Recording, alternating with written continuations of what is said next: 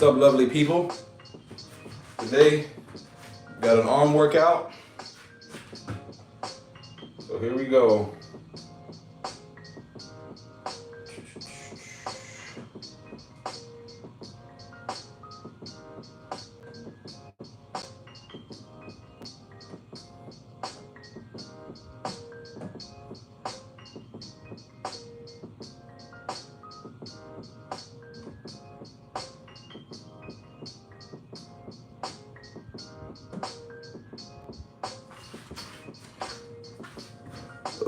Morning, everybody. Today we're going to be doing arms. We're going to be using the Tonal machine. We're going to get right into it. For some reason, the arm workout on this machine is 39 minutes. 39 minutes for an arm workout. I don't understand it. Don't get it. We gonna do it. What's good, Chris? Welcome to the Space Jam. We working out today, brother. See what we got? We got 10 reps.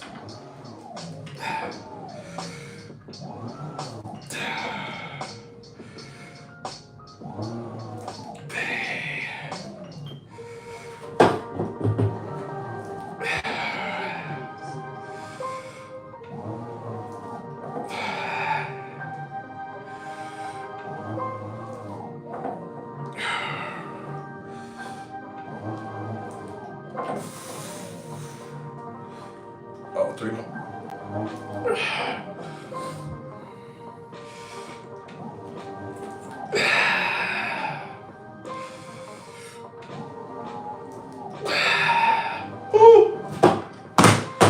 Arm day.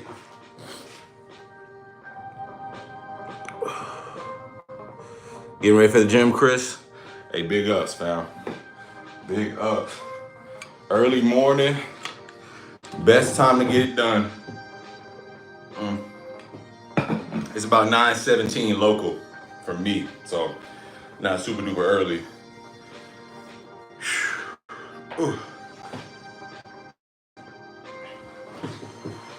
I'm here. Let me see. Gotta bring this back in. Go ahead and get our triceps. Oh. Let's see what we got here.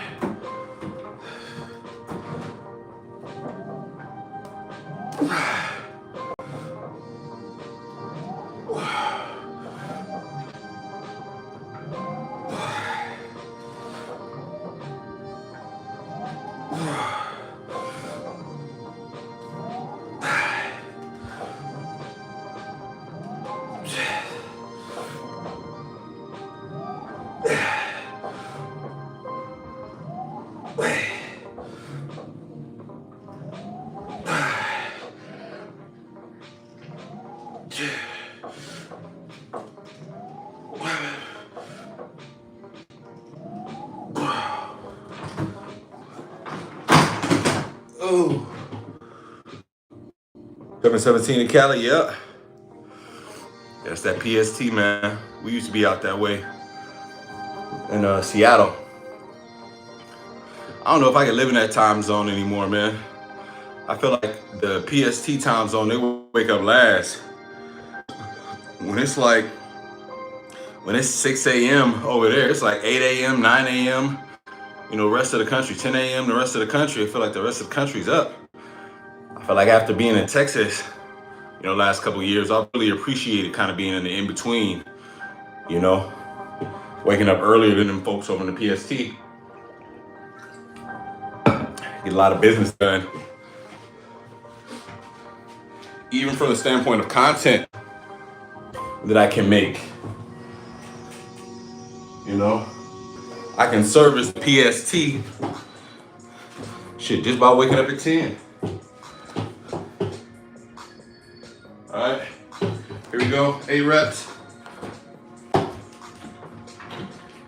Not gonna take too much time talking, y'all. We just gonna get right into it today.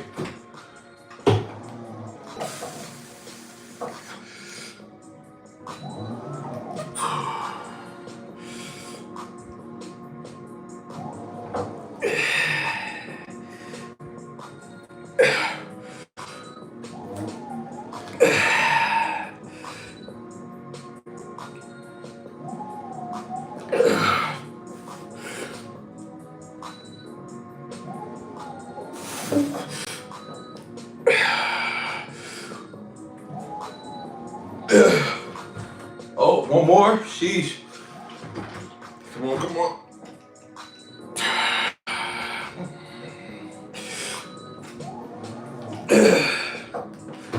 Woo.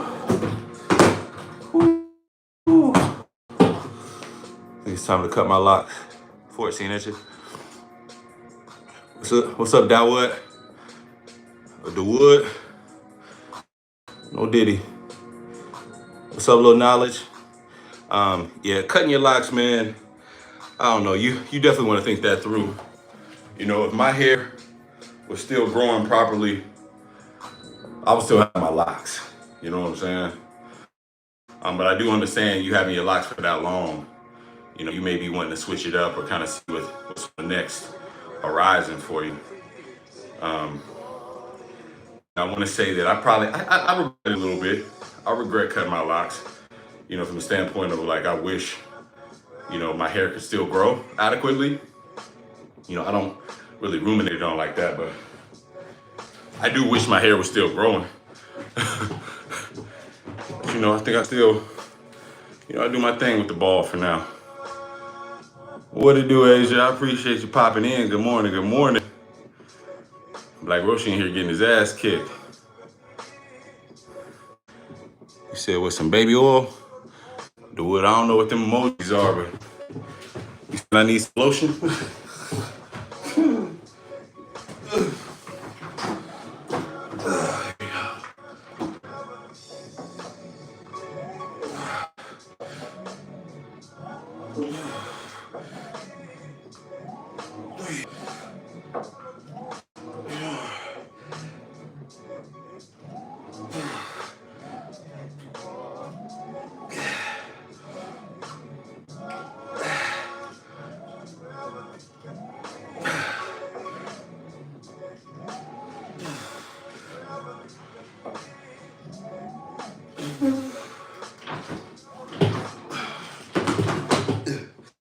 I tell y'all one thing, man.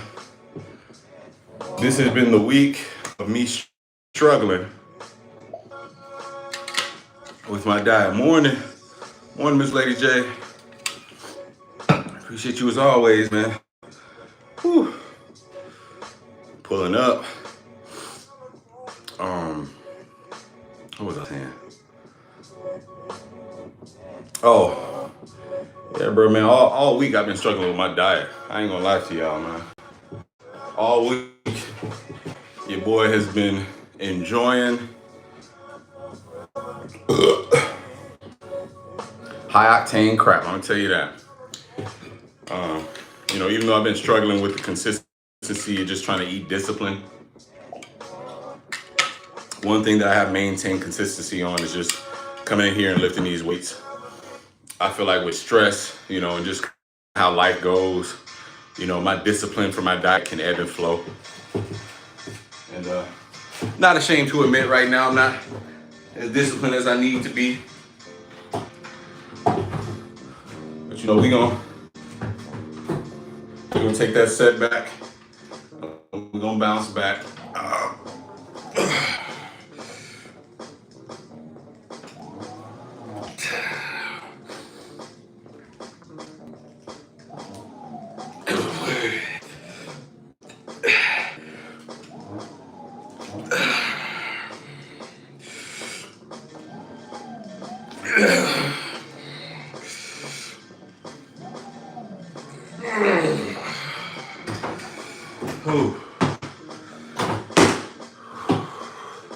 We're gonna take that major setback and bounce back. What's up, baby? Bye.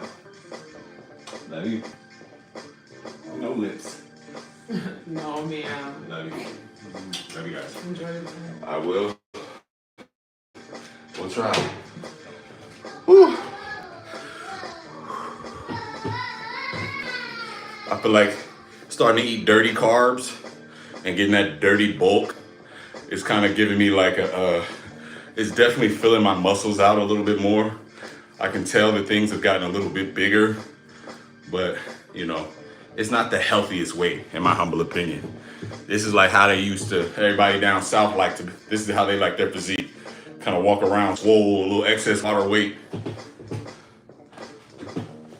Optically it's cool, but I probably couldn't beat nobody in no race right now. Oh. Oh.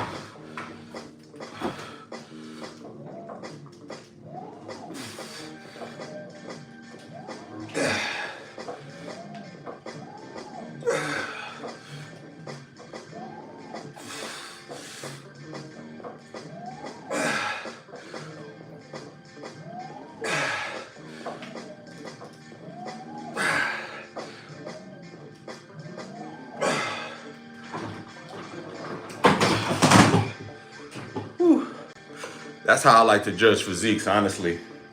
I like to judge physiques based on like what you can actually do. Like it's one thing to be able to go into a weight room and just like lift a bunch of weights. But it's another thing to be able to like, you know, run fast, jump high, be agile, you know. To me, that's what the physique is for. Like you can't, you know, do any of that. You know, what's the point? You know what I'm saying? You said be easy on yourself. It's the holiday season. Yeah. Miss Lady J, I ain't gonna lie to you. I was thinking to myself yesterday, I was like, man, we in the middle of October right now, basically on the other side, on the other half October. And we ain't even in Thanksgiving yet. So am I really gonna be skipping out on greens, all that dressing, that cranberry sauce? Hell nah. Am I gonna be skipping out on sweet potato pie? Hell no. Am I gonna be skipping out on when Christmas time come around and that Christmas ham, you know, that with that honey glaze, you know what I'm saying? Hell nah. You know what I'm saying? Eggnog. Hell nah. So it's possible. It's possible that your boy gonna be somewhere around. I'm gonna look like an NFL running back. Probably. I ain't gonna lie to you. If I'm eating and lifting weights this holiday season, I'm gonna be strong as hell, y'all. Bulking is always scary to me though, cause it's like you always gotta lose that weight back when you cut. And it's not that it's hard, but it's just work, you know?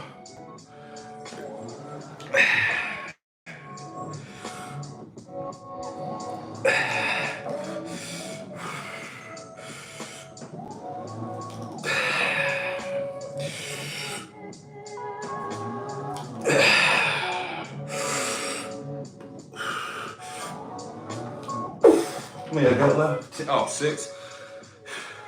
I try to go slow on the negative, bro. This shit make it like damn near two different reps.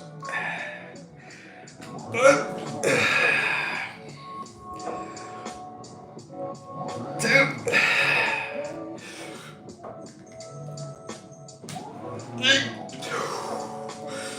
Woo. 3 more. Boy, that burnout set kicks my ass.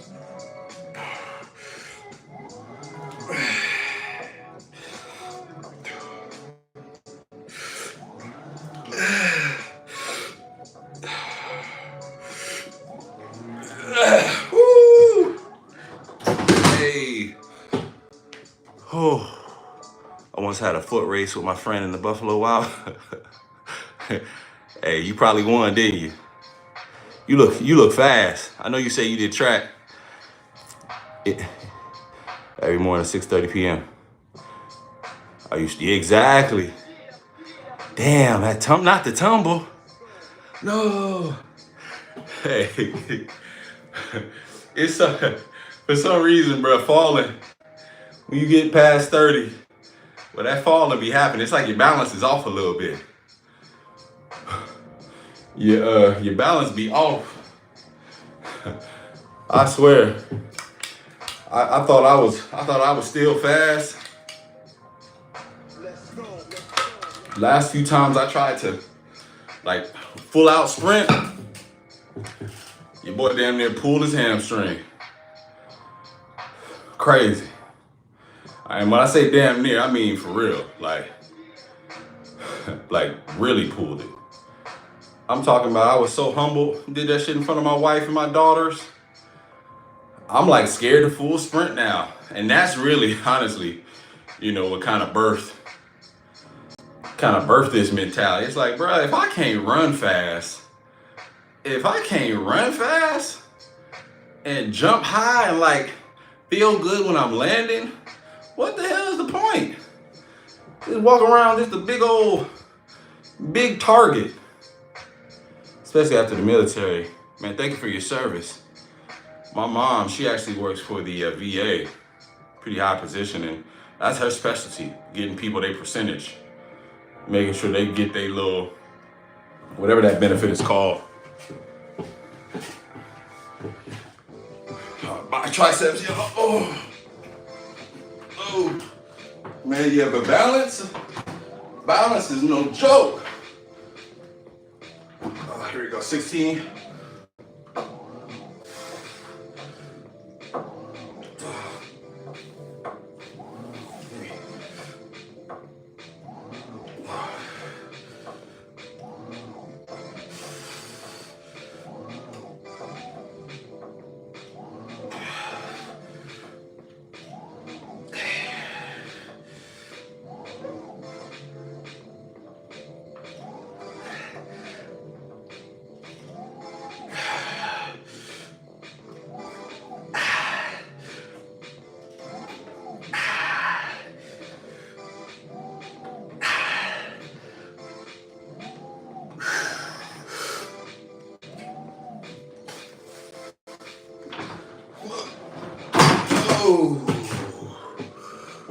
Boy, if I can balance on wheels, I should be good on my shoe. So you say I'm still fast, but the balance is off for sure. Yeah, skating. Yeah, see, skating is a little different though. Now I know I'll bust my ass in some skates. I know my equilibrium off. Would be way too off for that.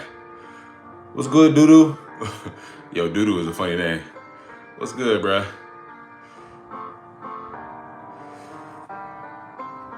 What's good, Shanty? Good morning, good morning. Woo. Here we go, what we got next? What we got next? Man.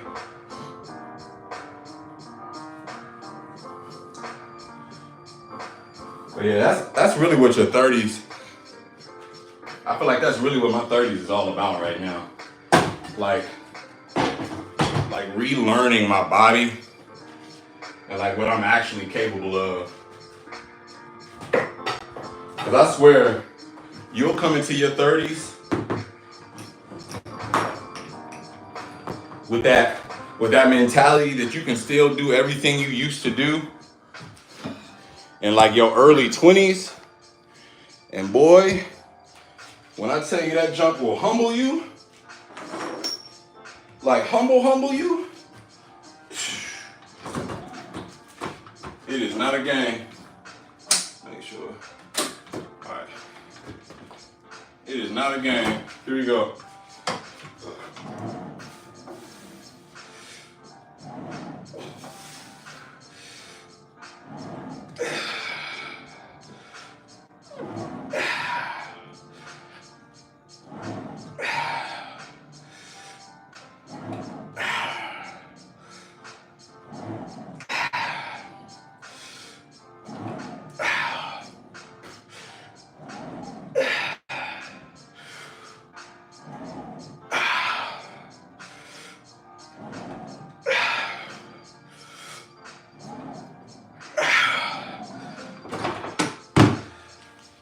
Oh, get back to my running back days. Get behind the backfield. He said, happy hump day, J Lamb. Hey, can somebody tell me? Morning, Shanty. Oh, I said that already, my bad. Why they call it hump day for real? Was it because it was Wednesday and wed day, like Wednesday? So after you got married, you was gonna get some hump? I've been practicing handstands too. I used to be able to do them. Core strength and balance is what I'm after. I see. Yeah, see, that sounds like those calisthenic athletes. Them folks that really got like a mastery of their body weight, can do pull-ups, muscle ups, handstands, all the little fancy, handstand type push-ups. That'd be them folk. And it's like, I tell myself all the time, I want to be that type of athlete, but the discipline it would take for me to get to a weight where I can really consider myself at like a fresh start, to me it's kind of tough. Like, I'm sitting at probably like, right now, probably like 195, probably with water weight, probably close to 200 at around 5'11". To get to the weight that I would need to be able to do handstands and all that shit, I say I probably need to lose at least 20 pounds. Be at least anywhere between like 175, 180. And even then, you know what I'm saying, I would probably want to push it to like 170-ish. You know what I'm saying? I try to do a handstand right now, Asian, my goddamn. Shit, I'll be lightheaded. Be like, whoa, woo, woo, woo, woo. Y'all ever do that position where you bend down, over 30, you be on your knees like this, and you try to get up fast, and you're like, oh, shit. That's that over 30 shit right there.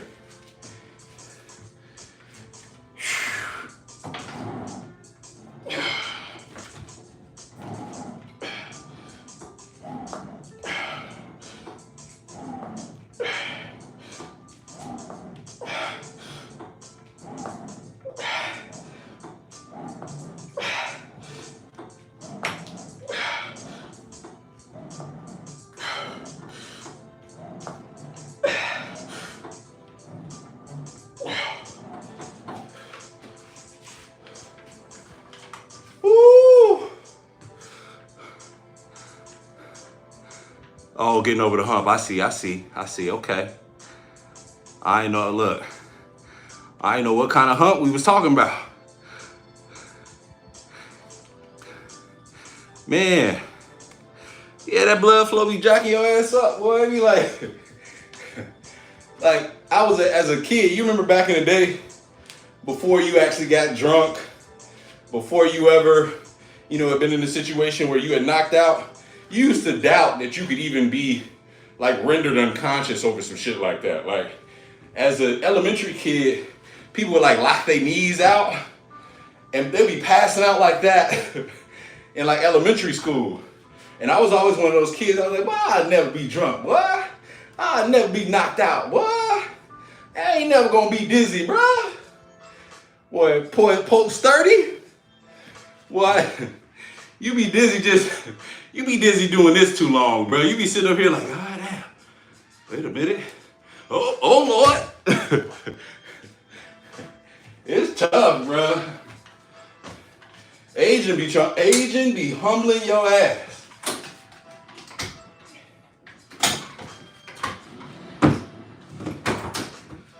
Aging will really humble your ass. That's why I love weight training. Weight training about the only thing I can do to really help me counteract all that shit.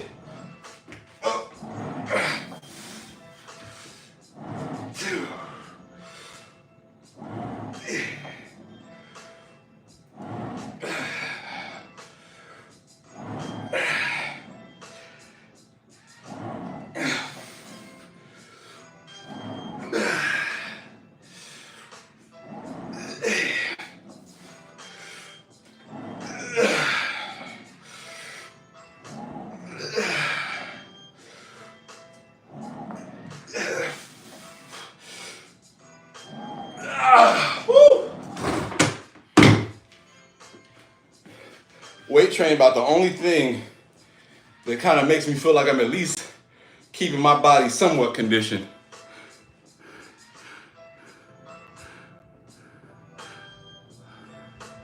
The buffalo mess up, yeah. You could probably do a handstand though. Hell nah, I'm trying. Trust me. I'm trying to tell you, I can't do that shit. Nah, sis, but see, sis, I don't know. I'm telling you, it's different. I feel like it's like a weight thing. Cause like I'm pushing 200 something pounds. It just all that blood flow. I don't know. I don't think it need to be in the air right now. I'm not that, you know. Yeah, I feel like I gotta know my limits. And like I said, these right here, if I stay in one of these too long and don't get like a good breakfast and try to pop up, yeah. So if I can't be right side up, I damn sure can't be upside down. It's crazy too, cause like with things like one thing that comes with getting old is that you start to lose confidence. And not old, but like you get beyond 30. You start to lose confidence in like playing certain sports fearlessly, right? Like I used to love hooping.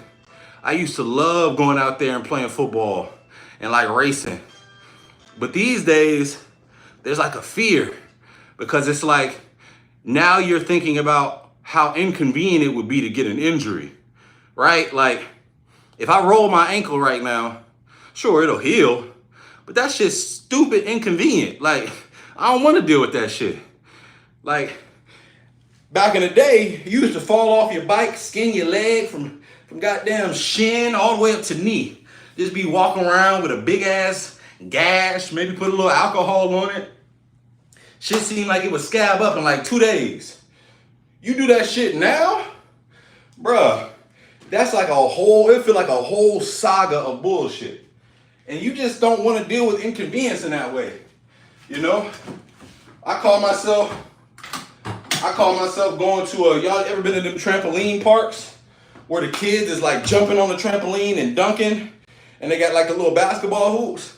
Bruh, at goddamn 21 years old, I would have been in that shit like it was the Olympics. No fear, pow, dunking on people, jumping when people are jumping at the same time. Bruh, at 33, I was in there like, I don't know, bruh. I ain't really stretched, bruh. You know, I ain't even stretched, bruh. Man, dog, I ain't got no warm up or nothing. I don't know, bruh. And it's still like, it's not like it's not fun, but it's like, you just thinking in your head, bruh, like this is a business decision for real. How easy could something go wrong? Not to mention, at this age, bro, I don't know if it's just me, I'm rambling, but aside from all the other balance and shit, I also sweat, bruh. I sweat. Hold on, let me finish this rep.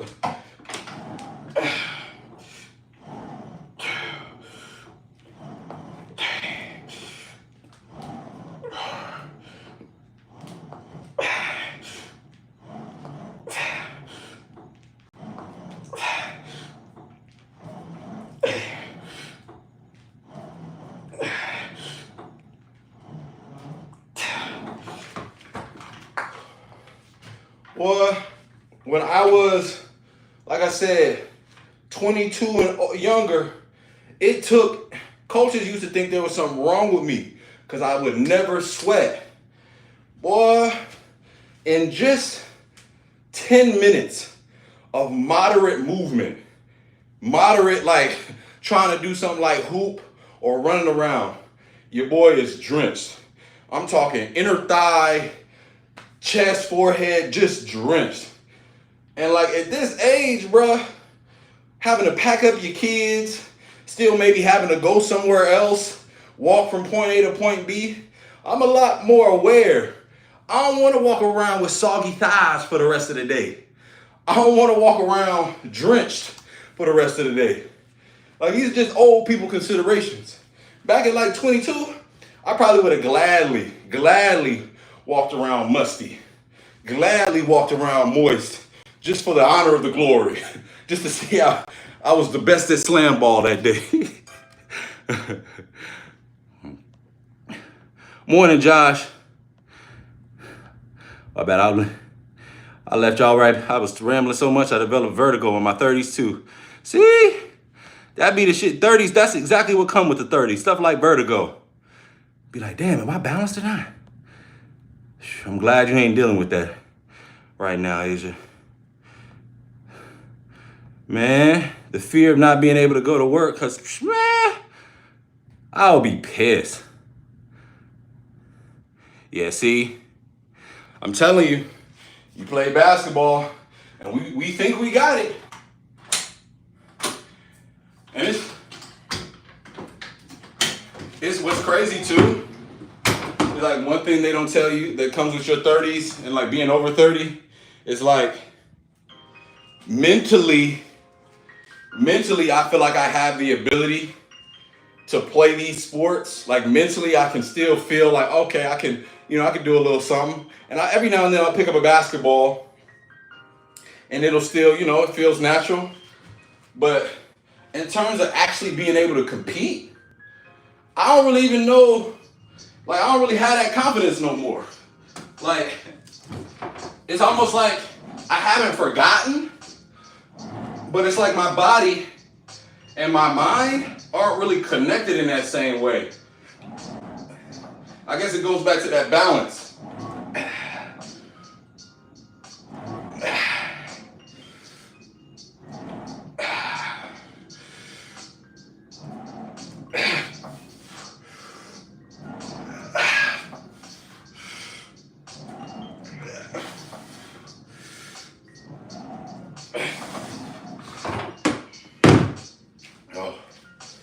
You know what I'm saying?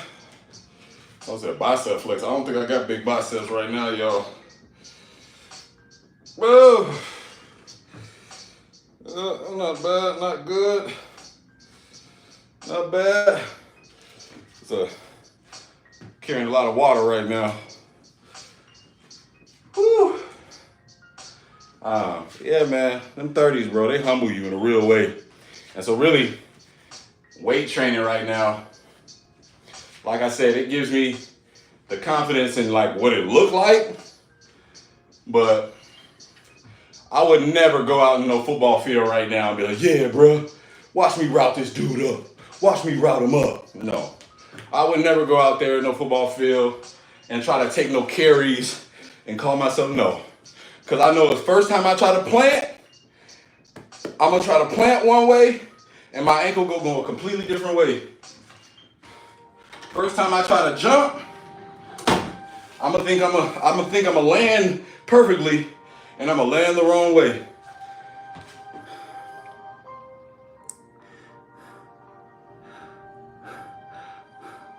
I just know that's how that go. Here you go. Going to the next. Let's kick it in the high gear. Ooh. Here we go.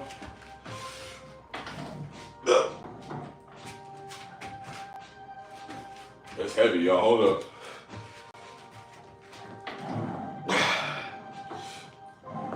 Two. Three.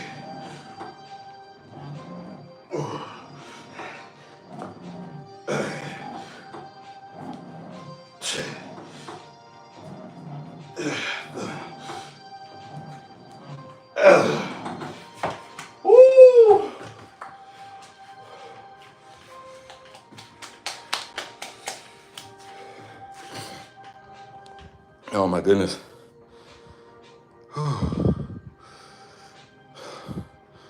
Yeah.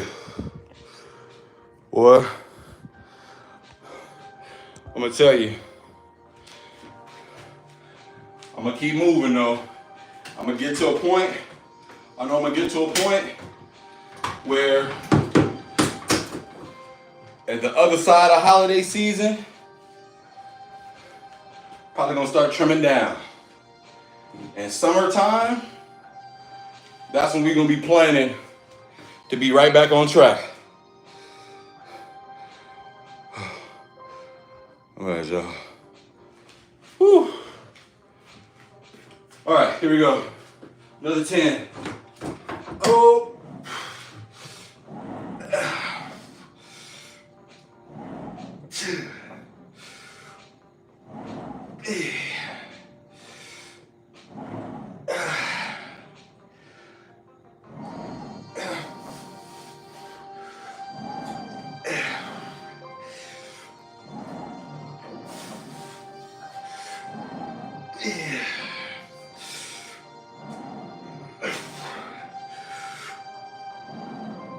Oh. All right. Whew. That's one thing about being online. You got to make sure you get rid of the trolls, bro. Got to make sure you get rid of the trolls. All this to say, man, to drive home the basic point. Your 30s, once you get beyond them 30s, bro, you don't got good habits. You ain't been taking care of that body. Your body gonna be looking at you like, I don't know what you think this is, bruh. You have not put in on this, man. I tell you what, I talk to a lot of people, and it seems like for a lot of folks, their late 20s, I won't say they had like an existential crisis, but a lot of them kind of went through their first bout with depression, you know, or some type of like substance abuse where they really had to overcome it and bounce back in their 30s. And I can say I kind of dealt with something similar. In my late 20s, after we had, you know, my first child, your boy was abusing that THC. Them CBD gummies, man, that fast food. Well, I used to, every day after work, I was working nights. Every day after work, I used to spend like $30 on Taco Bell, bro. $30 on Taco Bell. I used to eat that junk before I used to get in the crib. And then I used to go to sleep. When my daughter came, I used to routinely eat pizza, barbecue, all sorts of shit, and just go to sleep. When we got to Texas, THC, you know what I'm saying? I was buying from somebody local. Like, I wasn't even buying from a dispensary, just buying from somebody, didn't know what really was in it. But just pigging out, like ordering subs, ordering Jimmy John's. Even got to a point where around time buying his house, your boy was drinking. Like, this was all the period when I had locks, by the way. Just abusing my body. Hadn't lifted weights at all. All right, come on, let's get into it.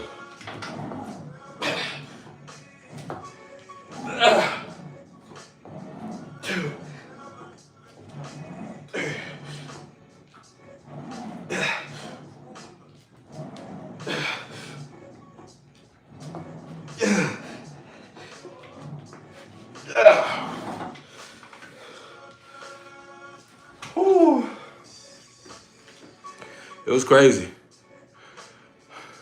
I'm gonna go out with him. I don't know if I'm gonna dress up this year. I don't know. Man, but see, Halloween about to be kicking my ass. I have to come to terms that I don't have any discipline. If there's candy or treats, any sort of shit like that in the house, I'm gonna be eating them. And like, what's bad about me, it won't just be the chocolates, Asia. I be eating the shit like the Skittles, the Starburst. Like, I'm a sweet and sour candy kind of guy. Like, any stuff with any candy with like the sour powder and shit. Oh, that stuff will get me. Like the sour punch straws. What else? Shit, even the little Nerds Runt covered things. Them little things. Uh,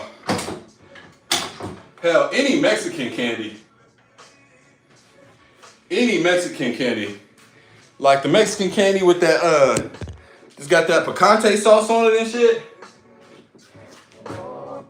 All that shit will get me.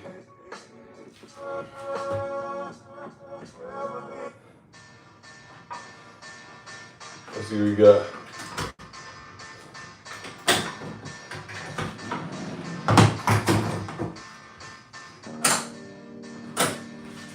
All that Mexican candy, bro.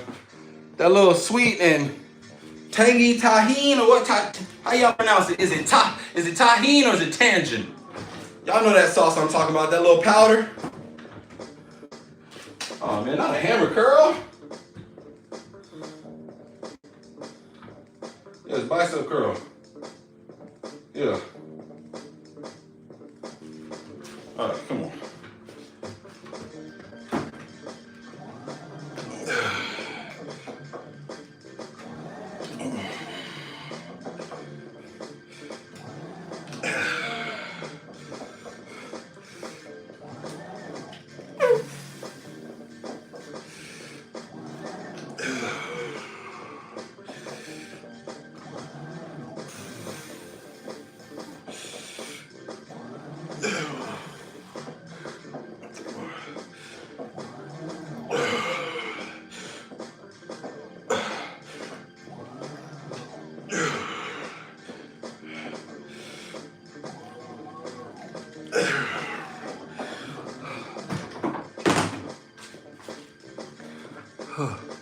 The nerve, yes. Yep, them joints right there.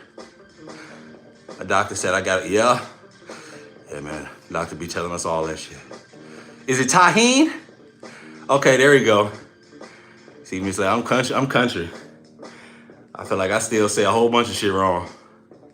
Tahine, just give me that tangent. I love that tahine.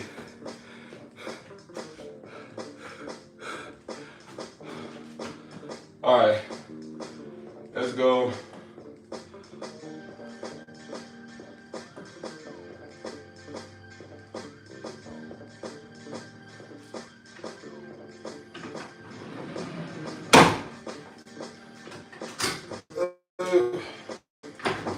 I feel like the messed up part about that sour candy is that shit, it gets stuck in your teeth. You know what I'm saying? Like you can kind of get chocolate out of your teeth a little bit. Like chocolate kind of dissolves a bit. That damn gummy candy, that shit stick all in the grooves of your teeth, all of your molars.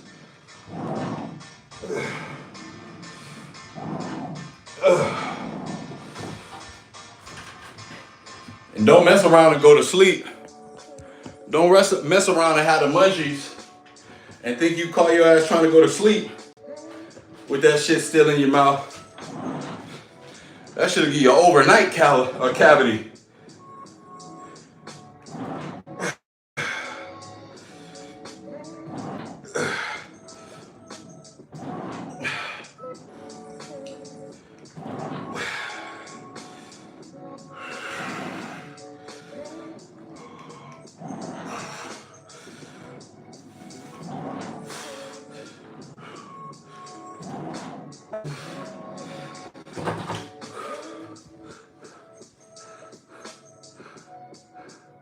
Yeah, tahini on watermelon.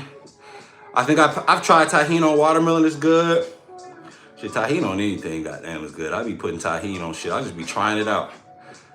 At this point, 2.5 you can get online, or go to the good mall in your neighborhood. Every neighborhood's got like a hood mall with like the off-brand Chinese restaurant that give out all the samples. And then they got the good mall that's got all the stores you never heard of. And it don't got the off-brand Chinese restaurant giving samples. It's got the Panda Express. You know what I'm saying? It might have like a nice green juice spot up in it. And go to that mall, and sometimes they have a vendor that's selling tonals in that mall. But for the most part, what I would recommend is getting it online. Get it online, Soap 25. It's funny, going to the mall, they be selling these things like damn near like little Teslas. They'll make you feel like it's like an exclusive club.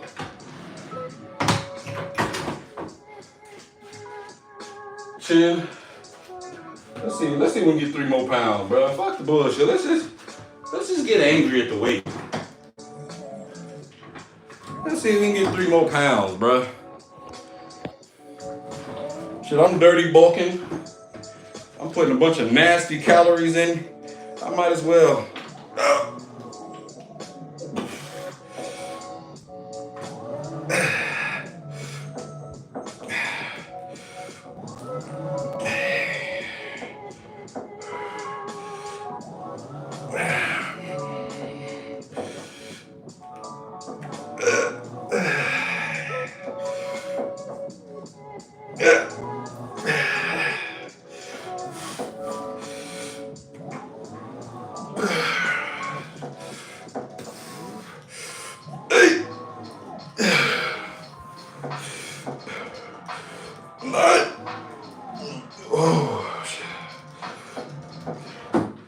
Oh, I got one more.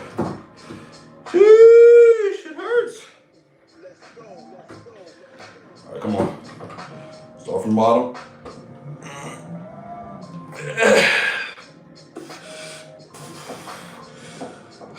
Whew. Woo. Absolutely, Jody. I am absolutely married. Been married 7 years. High school sweetheart. I gotta tell y'all the story of how me and my wife got back together one day.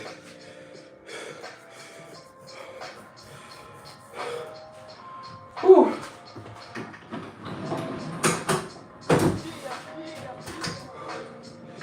Man, that married life, boy. I be trying to tell my young cats, my young ones, bruh. You know what I'm saying? Take your time finding your wife, bro. And not because of like all the bullshit you be seeing, like the drama, but because like your boy got lucky. Like I didn't think about half the stuff I probably should have been thinking about when it came to, you know, like qualities that you would want that would help you last long term. A lot of that stuff God just kind of aligned, you know, with my wife. But like make sure you get a woman that as a mother will make sure your kids read. You know what I'm saying? Like back in the day, like fellas, we think about stuff like, yo, my wife need to have that fat ass. She need to have that fat ass, boy. She need to have that slim ass waist. You know what I'm saying? That invisible ass waist. She has some nice look. She has some decent size titty. But y'all need that ass fat. You know what I'm saying? That's what we be thinking about. But boy, when you talk about like a marriage and like a long-term relationship, the stuff that really helps it last is like them intangible qualities you don't really be thinking about. Like I was out in the front yard, you know, smoking one with my wife one day, a couple days ago.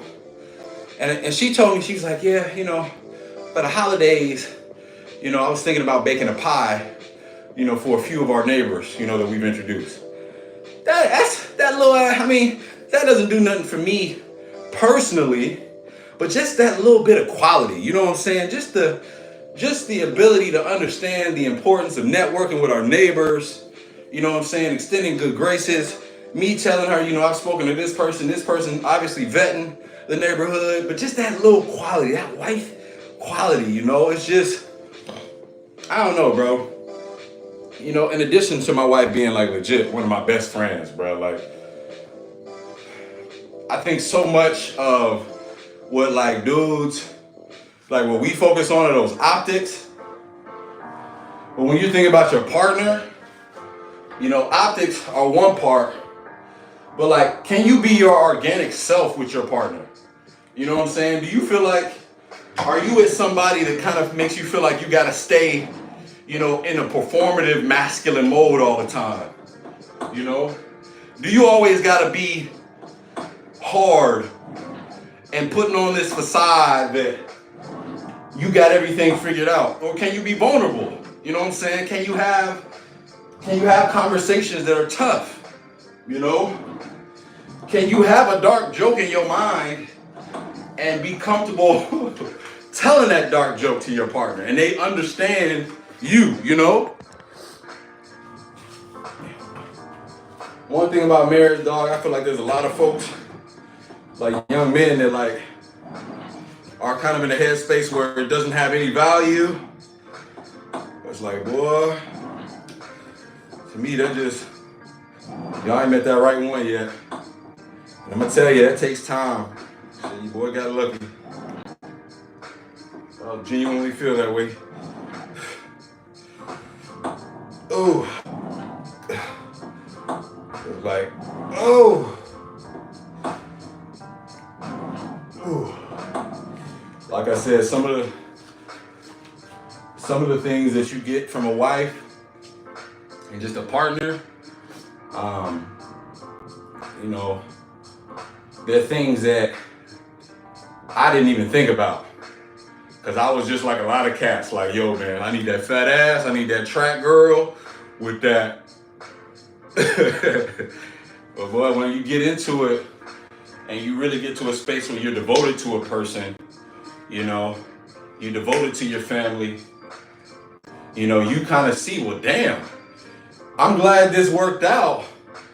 But like, if I hadn't, like, I didn't think about this. This isn't working out because, I had the foresight and the forethought to make sure we were compatible in this way.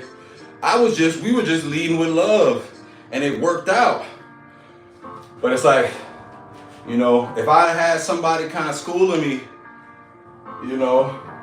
I'll be telling y'all the things I'm telling y'all now. It's like, you need to make sure that the person that you with is somebody that is, for one, with you, and for two, is somebody that you are genuinely comfortable and like at peace with, top to bottom.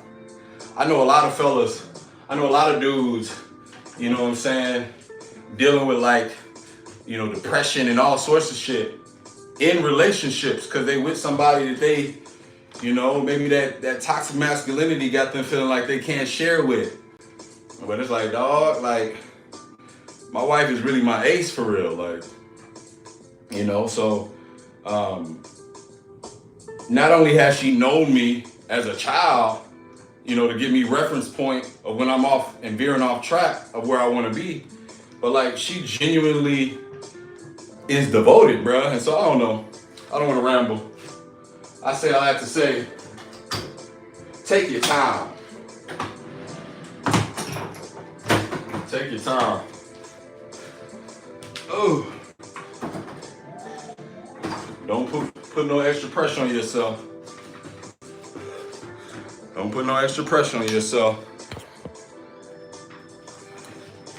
I'm only gonna be giving my fellas relationship advice, ladies, because I'm gonna tell you right now, I don't know nothing about what y'all be going through for real. I'm gonna be needing y'all help with my daughters one day. My wife gonna have to help me navigate that. I'm gonna tell you right now, I don't know what's going on with these fellas out here.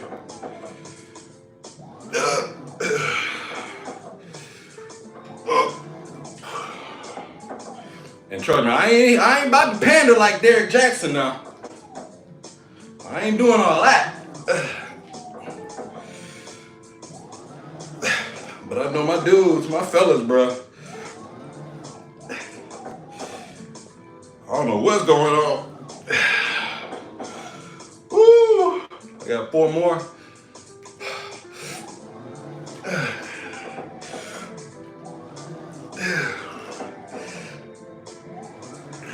Oh shit. I'm in muscle failure, y'all. I'm a muscle failure.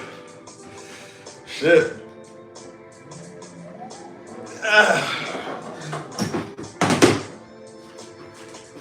Oh, wee.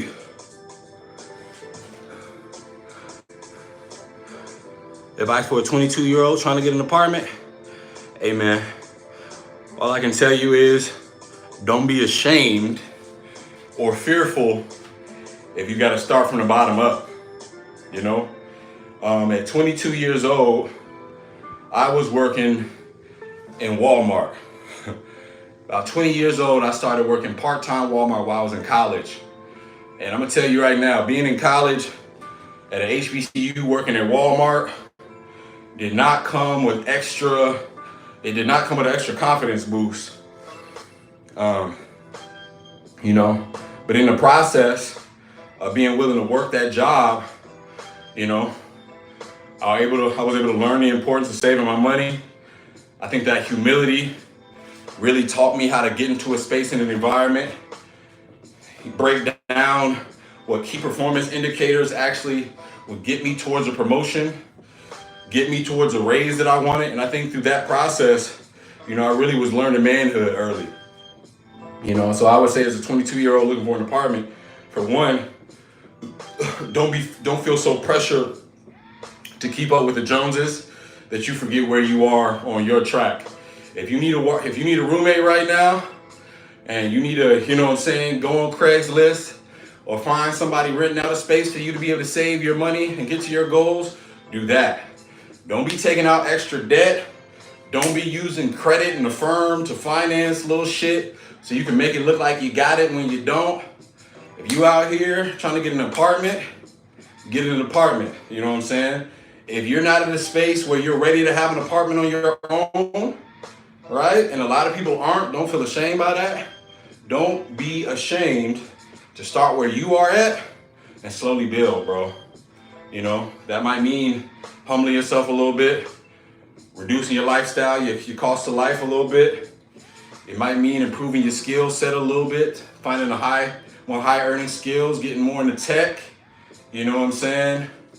I'm not sure what your aspirations are, but my advice to myself and to a lot of 20-year-old guys is don't allow keeping up with the Joneses to dictate your path more than just having a very linear focus on what you want to do, and really try to think decades at a time. That's what I would do. I like to think decades at a time. Yo, by 30, this is where I want to be. By 40, this is where I want to be. And what do I need to do every single day of my 20s to make sure I'm there? So that'll be my thing. Don't inherit the pressure of the outside world, bro. Take it a day at a time. Your princess already have a great start by you. Be an excellent example. I appreciate that. Thank you, Miss Lady J. They definitely, I'm tell you, my daughter actually got a recital. She did, and she was so nervous for it.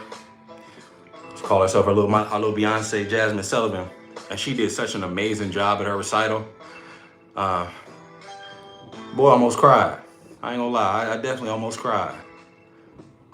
Appreciate that, man. I'm at a crossroads with what I want to do, and I can't lie. That's nothing new, I'm sure. I don't think financially my success is going to be from traditional routes. And there's nothing wrong with that, bro. Like, the beautiful thing about the era that you're in right now, you know, and in your 20s, there's so many things that you can be doing, you know. There's so many areas that you can start focusing in on and getting better at now. It's going to benefit you. You can start learning how to e-trade, right? If you want a job that allows you to, you know, make money from home, you know, start learning the stock market. You know, if you're able to read charts and understand investments, pay attention, there's a lot of social media platforms out there, the creators that are giving that information out for free. Will even allow you to join live seminars or live trade,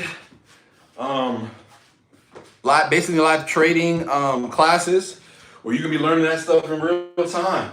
You know, are you a creative? You know, because if you're a creative, you know, you got the ability to take whatever skill or talent that you do have, and you can always market it on things like Fiverr. You know, start building a portfolio online, a presence online with things that you create. Whether it's music, whether it's, or do you crochet? The thing about anything that you're trying to do, it requires you to have a long-term vision for it, right? So when you say that you're not going to be able to make money in conventional means, then what you're telling me is you know that your journey is going to have to be different. And the best way that you can differentiate yourself is with foresight, longevity, and consistency.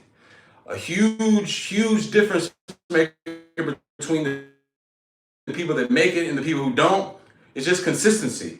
People you see right now, sure, everybody believes you can be an overnight success, but you're an overnight success, you tend to be an overnight failure as well. So whatever you're thinking about doing, make sure it's something that you want to do long term. He said, but it's like money talks regardless for whatever you want to do. Hey, and if money is your motivation, bro, hold on, let me fart real quick. Oh, silent but deadly. If money is your motivation, bro, say that. I that's not my philosophy, but if money is your motivation, shit, bro, E-trade.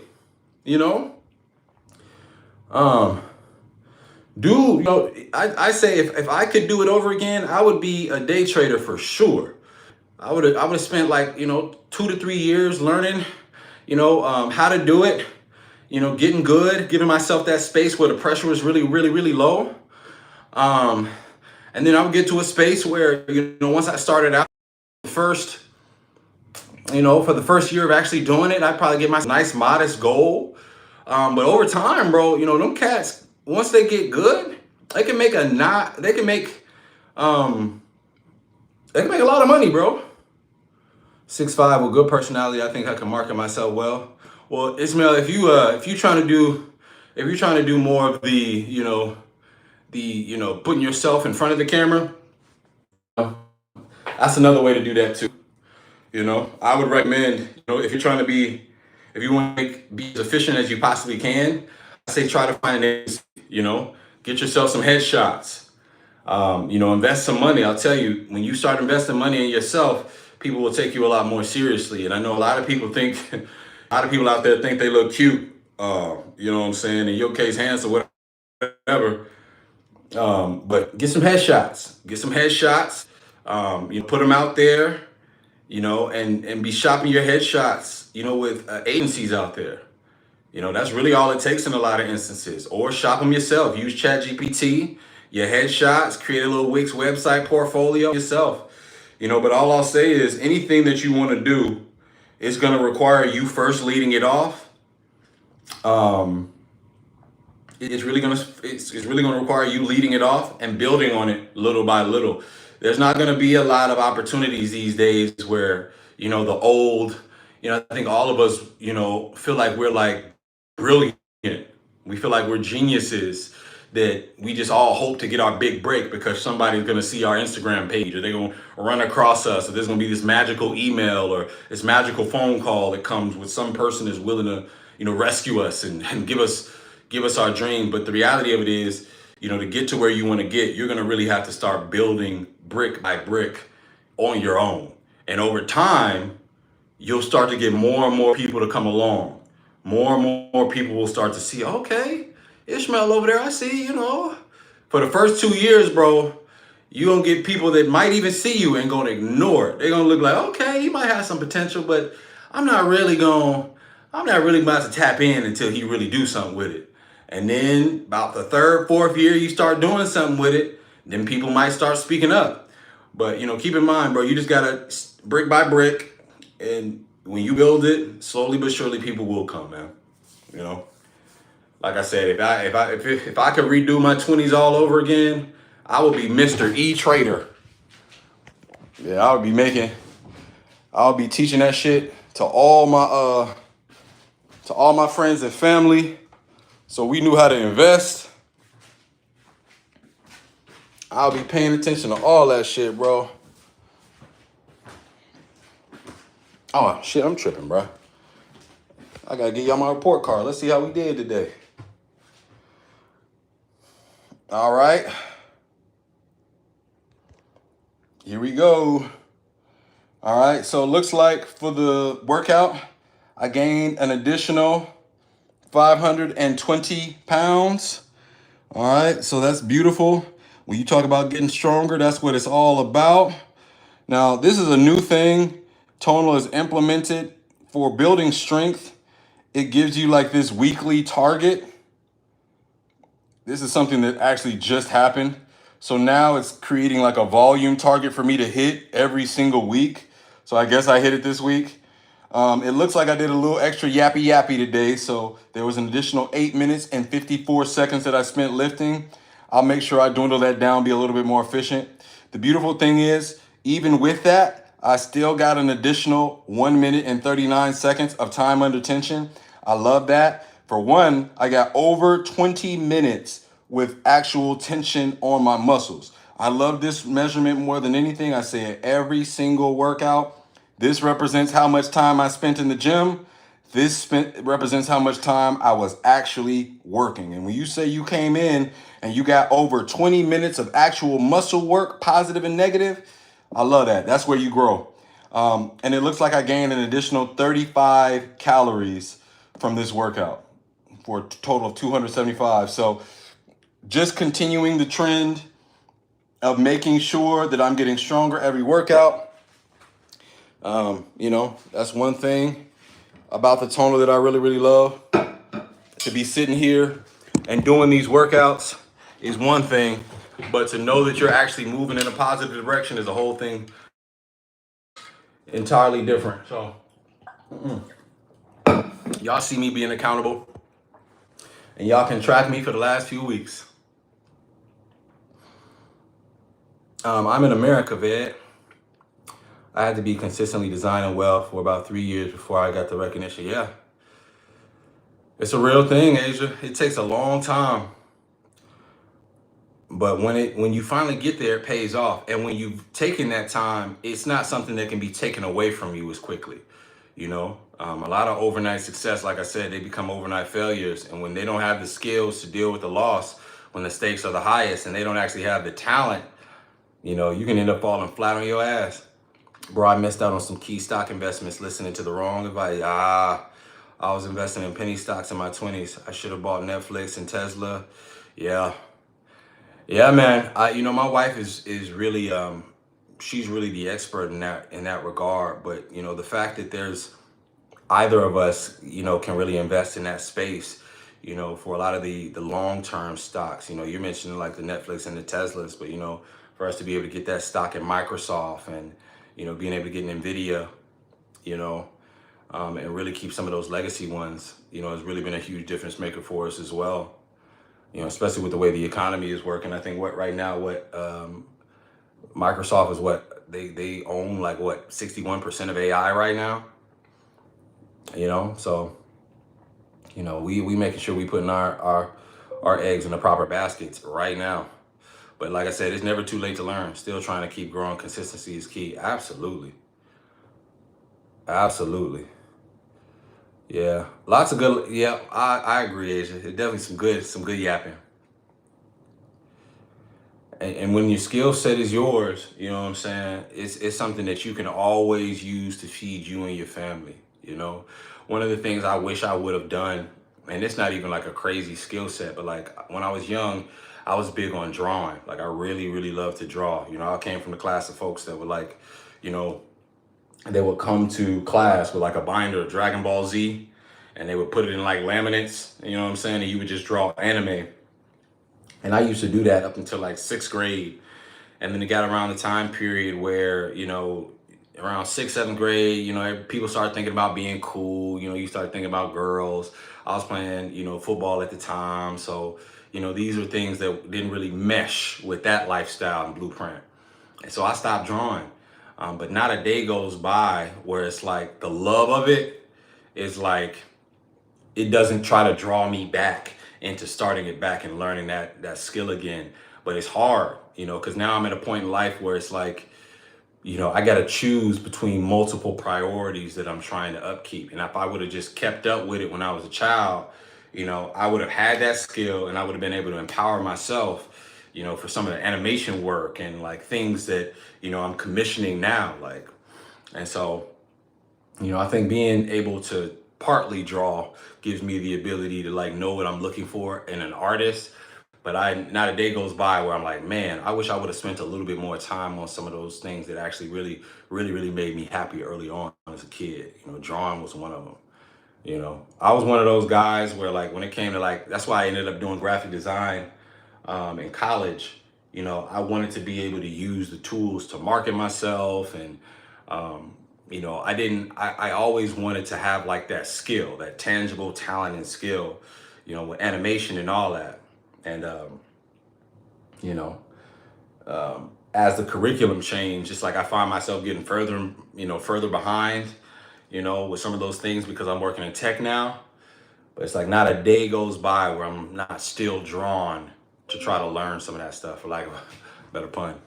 Us 30 to 36-year-old millennials made it cool to be nerd. Yeah, bro, these cats out here, bro, they taking the sauce. Like I appreciate all the, the One Piece kids, the Hunter kids, everybody that's like enjoying, the anime world we built.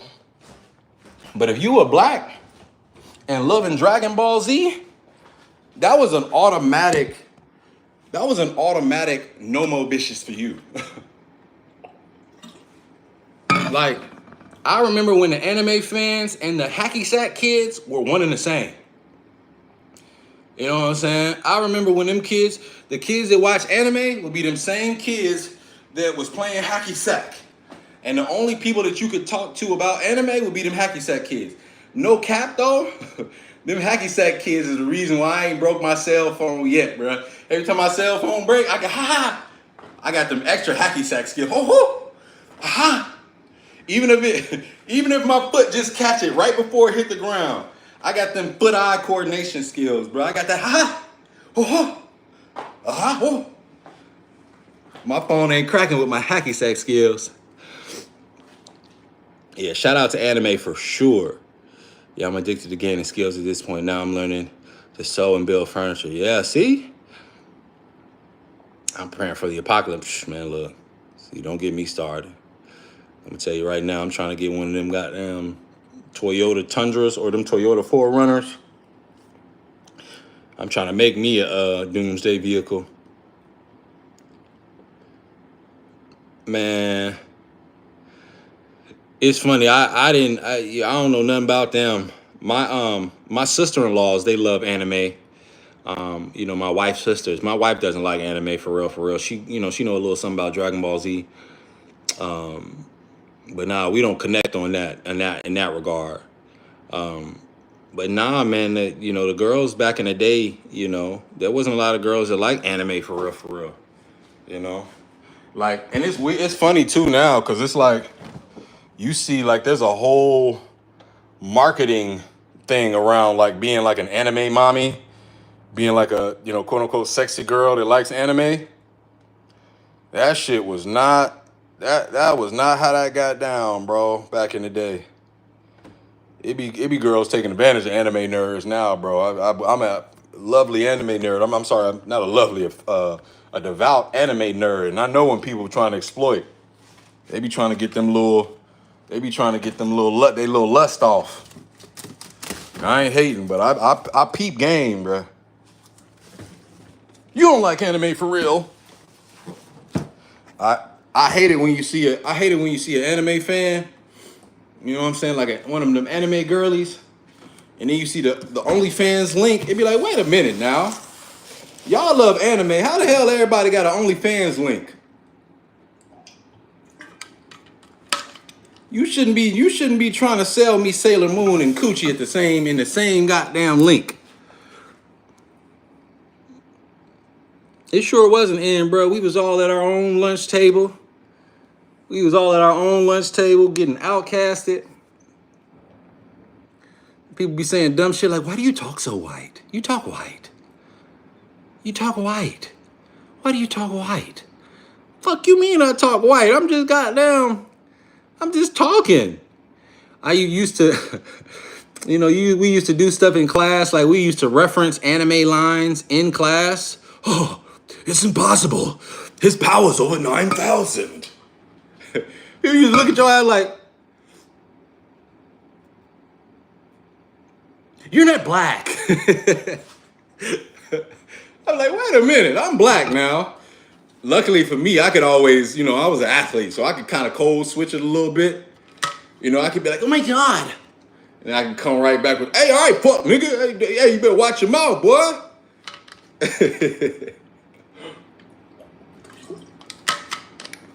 Your boy could code switch a little bit. They called me Urk. You called you Urkel? No, that's crazy. No, that ain't right. That ain't right.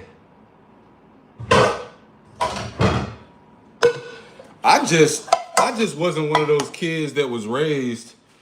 I wasn't one of those kids that was raised like to kind of like do things like everybody else. Like my mom, she didn't really know how the world was giving it up. Like she was kind of like, you can do whatever you want to, baby, and the right person is gonna love you.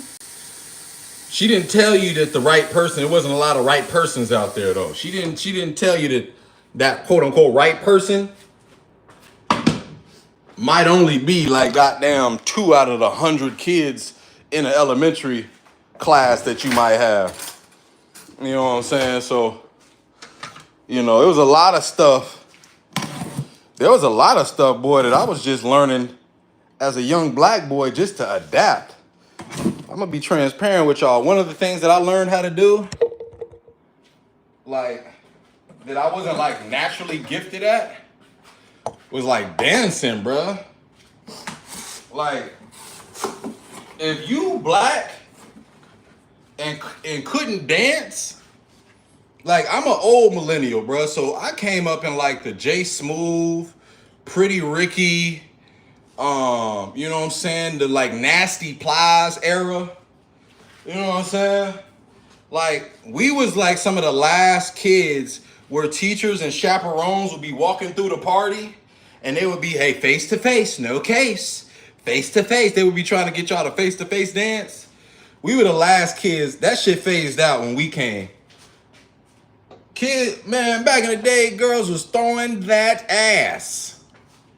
And as like a kid where my mama was sort of like raising me, like, I was a kid that was wearing New Balances instead of the latest J's. I was wearing crew socks before they were cool. My mom didn't allow me to sag my pants. You know what I'm saying? I was wearing a collared shirt and shit. Like I was dressing like the JC Penney kid. That's how I was dressing. You know what I'm saying? I was athletic. I was the fastest kid in the school everywhere I went. So it was always like I had a certain social currency, but I was also a square. Like, you know what I'm saying? If anything, being fast and strong is kind of what made me cool. But I couldn't dance in like 3rd, 4th, 5th grade. So as a black kid, that shit would literally make you a social outcast, bro. If you couldn't go into a party where, girls that you liked or thought were cute was shaking that ass, and you didn't know how to get behind it, back up, you back it up, then stop, and up, drop. If you didn't know how to do all that, bruh, your ass was, you gonna be watching somebody else with your girl, dog. You gonna be watching somebody else grab your girl head and do that and be behind her. I couldn't be me, bruh. It couldn't be me. Boy, I used to be on YouTube. I used to be on YouTube trying to learn all the dances, bruh. The heel toe, the sea walk, goddamn Harlem Shake when it came out, the snap and roll. Boy, I was trying to learn all that stuff. I got to a point where during the summers where there were things that I didn't know. I made my summers like my blackness update time. Like anytime I needed to get right for the next dance season, them summers in like 6th, 7th, 8th grade, by high school, I had my blackness up, bro. I was dancing. I ain't gonna lie to you. It was so bad. I would do shit like, I created a YouTube channel like way, way back where your boy was like dancing on YouTube, bro. I was like 14 years old, and I had like a dancing YouTube channel because like back in those days, that's what people did. Like, y'all probably not gonna know these names, but there were dancers like Chris Chaos on YouTube. Back in the day, crumping was a pretty big deal. Like a lot of people were crumping back in the day. So hold on, let me put my robe back on. A lot of people was crumping back in the day. So, you know what I'm saying? There were channels that would teach you how to crump. Like dancing channels on YouTube were a thing back in the day. And so I thought, okay, well, if I want to learn, you know, I remember NYC chicken noodle soup. So if you wanted to learn, you really had to use YouTube to get right. And boy, that's exactly what I did.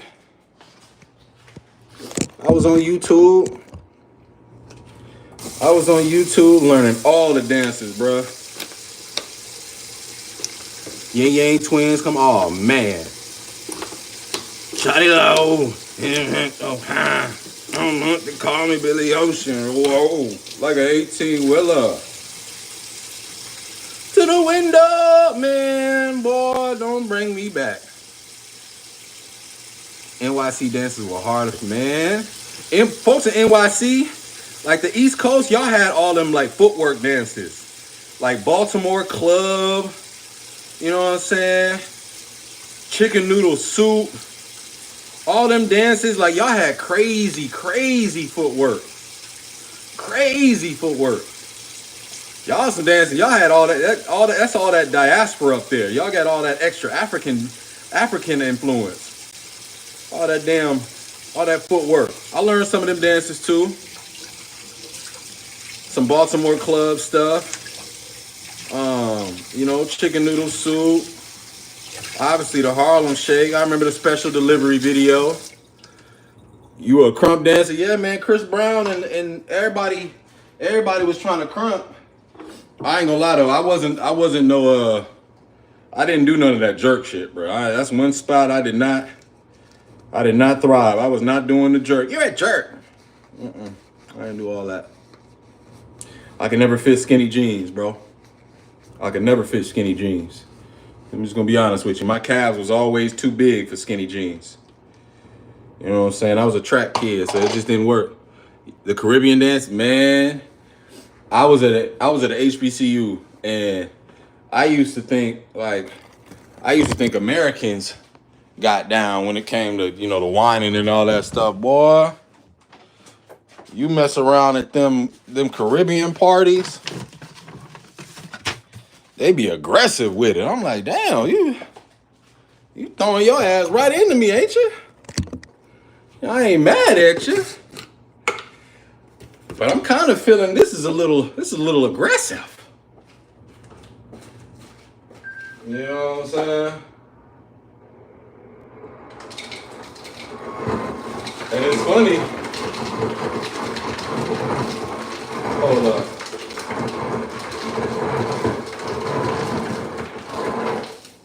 And it's funny because like you be thinking like you be dirty whining with somebody. And man, you be whining with them for like 3-4 songs. You catch you a little vibe. You know what I'm saying? You catch the rhythm. Boy, I be getting excited. Boy, I was back in them college party. I be like, wait a minute, is something about to happen? We about to take this? And as soon as it's over, you be like, all right. Hey, as soon as it's over, they just walk away. All right. Good dance. I'm like, wait a minute. Did I fumble it? Hey, man. I tell you one thing too. My wife was a much better dancer. My wife was a much better dancer than me. Coming up. I'm gonna tell y'all that right now. And so, as a result, She had your boy stressed out. She had your boy stressed out. Because back in the day, we used to kind of like, everybody was kind of like, everybody was in denial about what a dance really was, right? Like, as kids, we used to say stupid shit like, it's just a dance. It's just a dance. It don't mean nothing. It's just a dance. But you let your girl dance with the wrong dude, and everybody is gonna come up in your face. I saw so and so. I saw your girlfriend dancing with so and so. Looked like they were having such a good time. And my wife, bro, she could dance, bro. It's like I said, it's our little girls back in the day. It was almost like a black code, like a black expectation. Little girls had to be able to know how to twerk that ass. It was really unfortunate when you think about it, but my wife was no exception. My wife could twerk that arse. And I remember, boy, my little square ass was so stressed. Cause I had parents that wasn't really trying to let me go to parties and shit like that. Like, you know, the quickest way to lose a girl in high school is to have strict ass parents. What's good, Chadley? Quickest way to lose a girl, or shit, any friends for that matter, is to have. I love y'all. And when you got parents,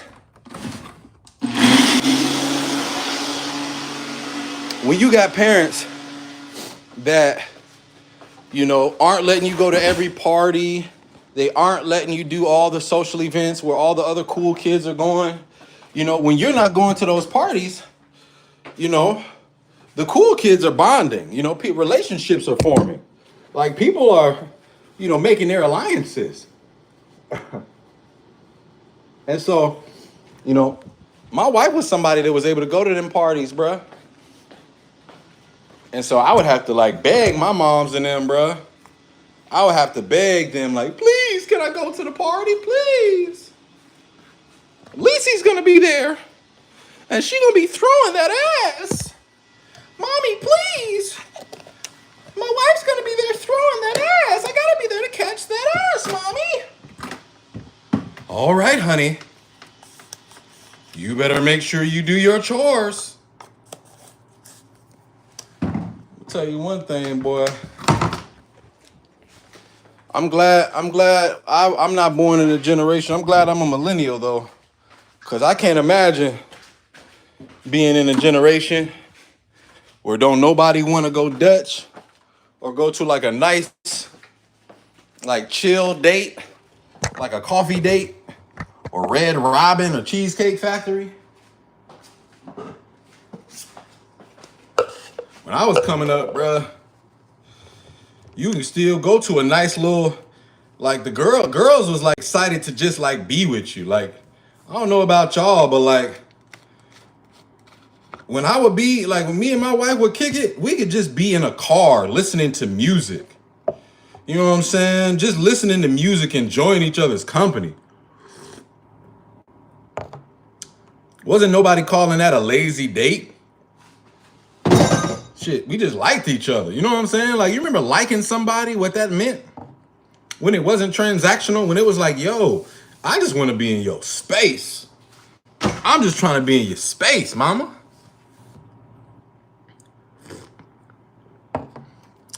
These kids don't know about dry humping. You remember when making out? You remember when making out was that shit? Y'all remember when making out was that shit? You just kiss. You just be kissing. Just be kissing and rubbing. My shit felt like forever, boy. You was just like, oh, oh, oh. My ass was so innocent. Shit, that's all I needed. Up until about like 16, 17, that's all I really want. We can just kiss and cuddle. We can just kiss and cuddle. Boy, I'm trying to kiss and cuddle. These kids trying to get straight to it.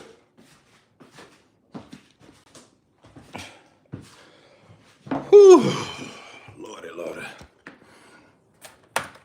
Bro, I'm about to get up off this thing soon. Oh, these kids, boy, I remember kissing and cuddling. These kids they don't know how to kiss and cuddle no more. They don't be liking each other. They be judging each other off of like the type of date it is, how much they can spend, and you ain't gonna take what you gonna kids in these goddamn proms. I'm blaming you parents on these goddamn proms though. I've been married for 7+ years. My anniversary is 7/15/17. So you said that's best friendship. Love just driving around, just kicking it. Can only do that with good friends. Yeah, but that's where the relationships used to start. Like I remember me and my wife would just talk, talk about life, talk about the world. We had debates. We just loved hearing how we thought about things, and we like that's how we fell in love. Like we fell in love like listening to each other, laughing with each other. Really that friendship, and from there the intimacy was super easy. Like, but we started from that classical, I can sit here in the car and you remember back in the day where you would sit in the car and you had music, right? Maybe it was a song that you wanted to share with your partner that you had just heard. Maybe you heard it on the radio, maybe you heard it on SoundCloud or YouTube, and you would like hear songs throughout the week. And maybe you would get in that car with that girl for the first time and you would just play those songs for her. And you would just light up when she first heard the songs, and just when you got to highlight how those songs reminded you of her. You remember doing shit like that, like making mixtapes and like writing notes and shit. Like y'all kids, boy. I feel sorry for this new world, man, because they really don't know. What's good, Vonnie? You were my ex-husband 10 years. I feel the end was when we lost touch as friends. Yeah, and that's really the hard part. You've been married 8 years, Evan. Still the best decision you ever made, huh? Um, Shanice, you know what's up. Super facts. But that friendship is really is really the part that you got to keep intact. And I think it's easier said than done. I think even me and my wife, we lose track here and there, especially when life is stressful. You know what I'm saying? These kids don't really leave a lot of room. And oftentimes it's not really a natural motion to grow in the same direction with somebody. That shit takes intentional work. Like, you know, and even then you can lose sight. You can make the wrong decisions, and it can be seasons where you're not on. There's seasons where me and my wife are just not clicking, and we bounce back because we're devoted to it, you know what I'm saying? But it be seasons where it's like, yo, we've been beefing, we've been beefing.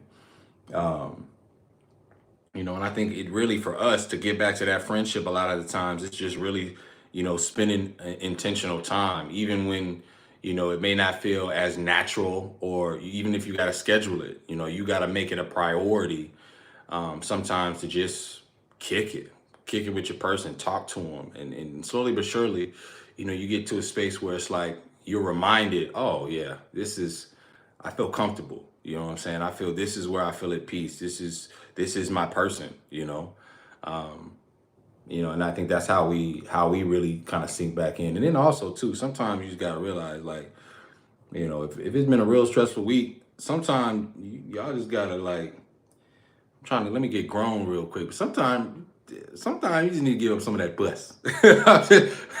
I ain't gonna lie to you, bro. Sometimes my wife done hit me up at like 1 a.m. 1 a.m. when it's, we done went through a season. And you know what I'm saying? Sometimes it'd be a little time in between, just that's how life works. My wife will hit me up at 1 a.m. like, you trying to make a reckless decision? And you know me, I ain't turning nothing down. I'll be like, yes, yes, absolutely. I'll get up, boy, and it be, boy, that when you get that physical, a lot of times that cover a lot of the ground too. I ain't gonna lie to you. When you can keep that, when you keep that nice and spicy, keep that spontaneous. A lot of times I'll be irritable just cause I ain't got none in a while. You know what I'm saying? And I think that's for us both. Love is absolutely a roller coaster. Yeah, I'm gonna tell you that the seven. I'll tell you, as kind of starting the 7 year mark is super super duper challenging at times because you know we're both at that space where we're trying to develop, personally develop, things that we want to do. Her with trading, me with YouTube, commercial acting, her with that as well, and so it's very difficult to make time for each other at the end of the days. You end a crazy work day. She's a stay-at-home mom, so she ends a crazy day with the kids. She may want to read a book. She's been really into her books lately, and so that might be a night where we're not really kicking it. You know what I'm saying? It might be a night where I'm decompressing somewhere and she's over there reading her book. And you string a couple nights of those together. Maybe you have a night where you don't get good sleep. You're irritable. It can get a little tricky. It can get a little tricky. And what I find, the less you communicate with your partner just about where you are from a level perspective, from an emotional perspective, the more you can kind of misunderstand certain things that they're saying and doing. The more you start to be like, man, why didn't she do this thing? Or, man, why didn't he do this thing? And because you're not communicating, and you start to feel like the less you communicate, it's a weird thing that happens, but you start to, there's little subtle little frustrations that you cultivate. I won't call them resentments fully, but it's like when you're not communicating it, like it almost it creates that distance through those little resentments. It could be something as simple as like, damn, I done told him not to put his hat on this mantelpiece every morning. Damn, is he not paying attention to me? Or damn, I done told him to wipe the seat and he's not wiping the seat and he's leaving his clothes everywhere. Damn, he's so inconsiderate about the things that it could be stuff like that. For real, for real. And when you're not connecting or communicating, them things can build. Um, but what I have found has been really helpful with me and my wife is just keep things simple. Make sure that we spend the night, at the end of the night, just being close together sometimes. Even if it's just like, even if we like doing our own thing, just making sure we can be shoulder to shoulder. You know what I'm saying? Laughing at one another, creating opportunities to laugh together. Last week, me and my wife didn't do nothing crazy romantic. Me and my wife, we had a night off because our mothers were in town, and they were watching the kids. And she was going through her lady time of the month. So I wasn't running no red lights. I wasn't running no red lights this past week.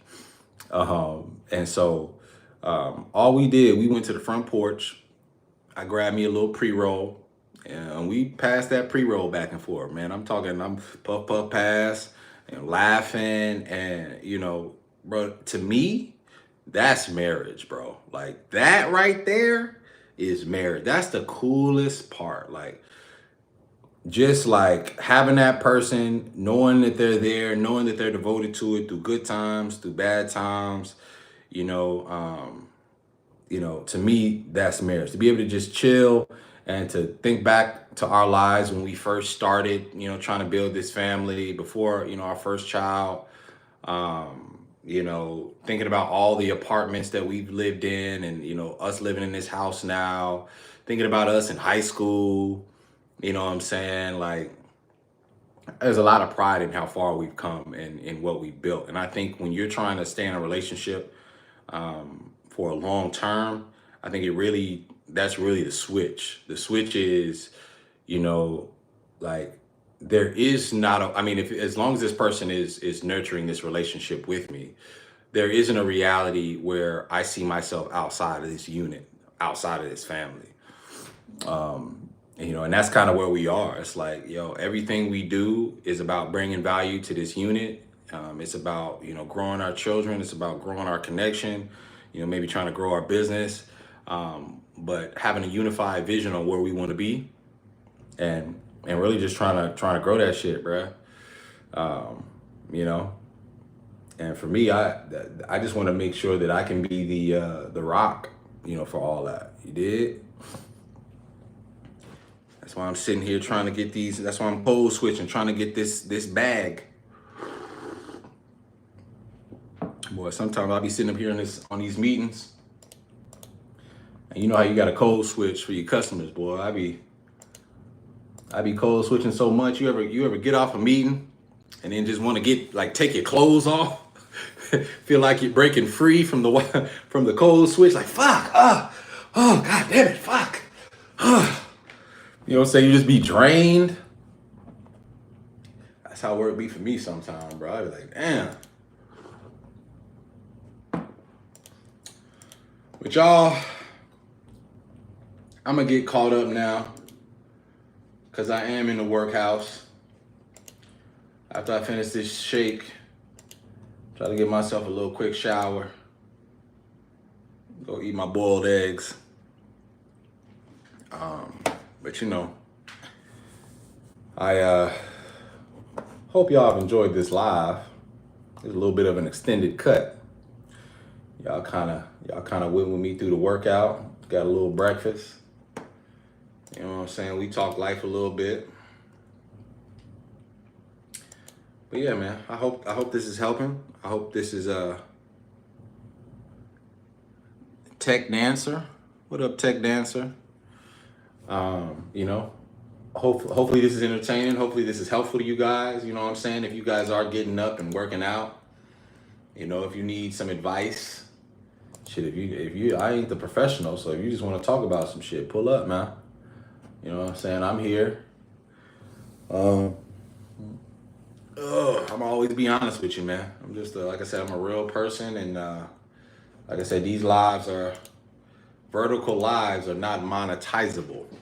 So I ain't making no money right now, man. This is just some shit I would be doing. I'm good, Tech, man. I'm about to end this live though. I gotta get to work, man. So you know what I'm saying? This is work right here. Y'all see the little certificates and shit right back there, but I'm saying this is work right here, bro. You know what I'm saying? I'm at work. So, but I'm gonna holler at y'all tomorrow, man. Asia, Miss Lady J, all y'all for popping in. I appreciate you. Always. T-Dub, do a quick roll call. Vonnie, Shanice, I seen you in the back, Shanice. I appreciate you. Evan, appreciate you, big dog. Big ups on your long marriage, bruh. You grew up in a strict Christian household, but thank God Aunt let me spread. Yeah. See, you gotta have a good balance, Evan. I'm just reading as I'm going up doing roll call. Shout out to you, Evan. Shout out to, we got Miss Lady J. We got, who we got? Ishmael earlier, young 20-year-old cat, needed some advice, man. I hope, the advice helped. Take it slow, fam. Take it slow. Drive slow, homie. But everybody else, man, I hope y'all have a great week. We are almost through. I'm about to turn on this Joe Budden podcast. That's one of my favorite podcasts to listen to during work. I like to hear ignorance to balance out all the responsible adulting that I'm trying to do. So, but yeah, man, as always, all glory to God. TP Locks, a.k.a. Black Roshi, signing out.